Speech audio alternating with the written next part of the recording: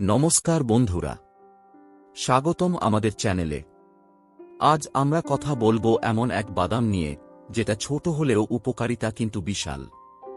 হ্যাঁ, আমি কথা বলছি কাজু বাদাম নিয়ে।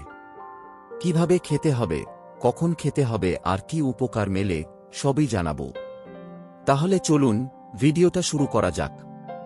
কাজু বাদাম শুধু স্বাদেই নয়, গুণেও ভরপুর। এতে থাকে protein, healthy fat, calcium, magnesium, phosphorus ও আয়রন।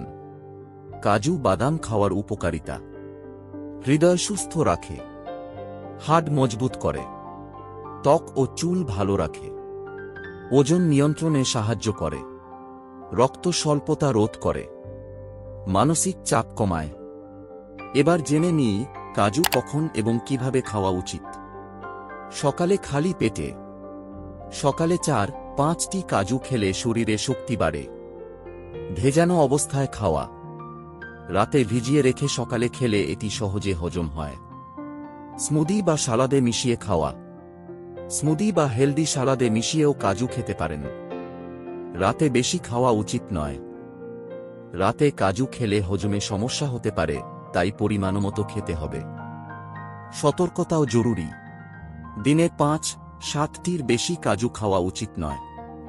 ডায়াবেটিক বা ওজন সমস্যায় ভোগা ব্যক্তিরা ডাক্তারের পরামর্শ নিয়ে কাজু খান। লবণযুক্ত বা ভাজা কাজু বাদ দিন। তো বন্ধুরা, আজকের ভিডিওতে জানলেন কাজু বাদামের উপকারিতা, সঠিক পদ্ধতি আর কিছু জরুরি পরামর্শ।